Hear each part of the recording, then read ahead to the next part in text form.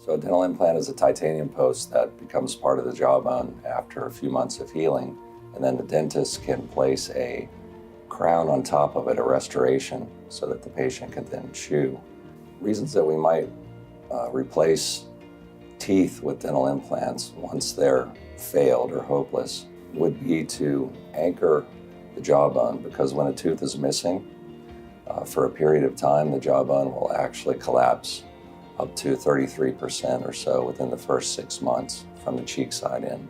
The options for tooth replacement, if we start from a 30,000-foot view, would be to not replace it at all, or to use a partial denture, something that's removable, or to use what's called a fixed partial denture, which is a bridge, which requires cutting down the adjacent teeth and capturing those with the crown, or the dental implant.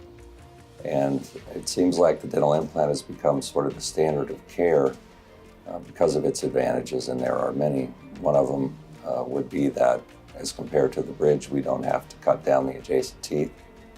As compared to the partial denture, it's fixed and not removable.